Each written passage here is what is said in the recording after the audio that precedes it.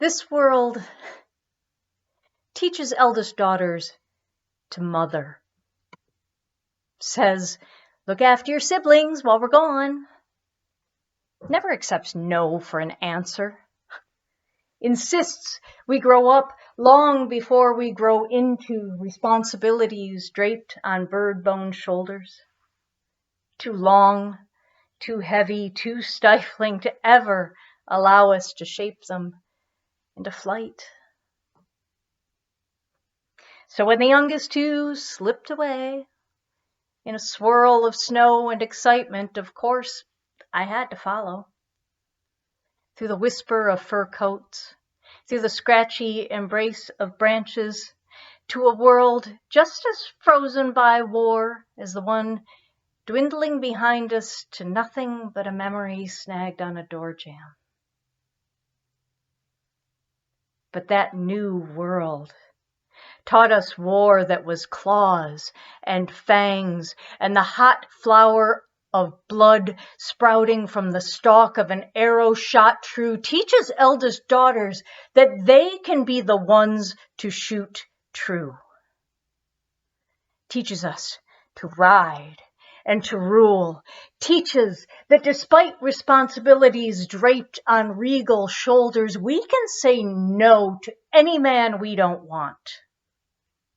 The gentle is not another name for passive. That world teaches eldest daughters to hunt.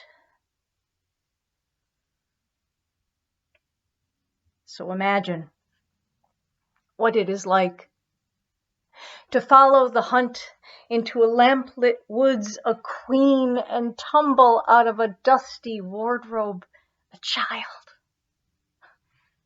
To have the wings grown over 15 years of freedom abruptly snapped off under responsibility's heavy hand.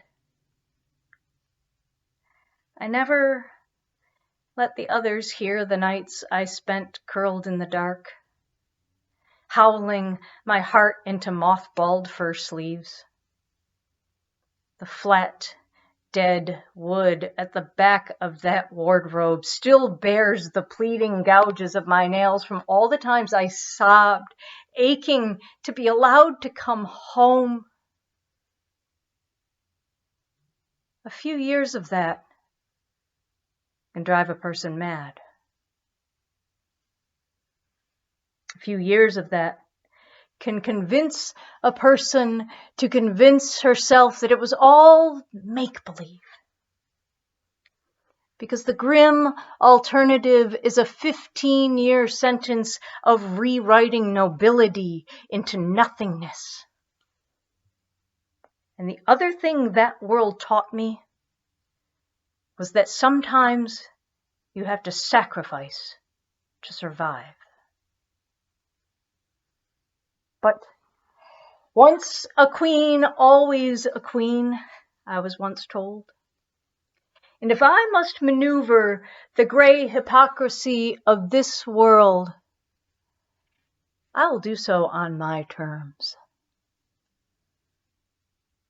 When the invitations started to arrive, I could hear the faint unfurling of a scroll and the opening of envelopes or the static of telephone party lines. The slow whisper of nylons pulled over calves holds the hint of silk, hose, and velvet, and each lingering glance they gather bears the echo of a beauty that once drew the desire of an entire map full of princes. This world insists eldest daughters grow up too fast and then punishes us none too gently when we do, if we dare to do so in any direction but mother. But the other world's lessons of the hunt still gallop through this eldest daughter's veins. And I learned well. To never hesitate to use all the weapons I have been given.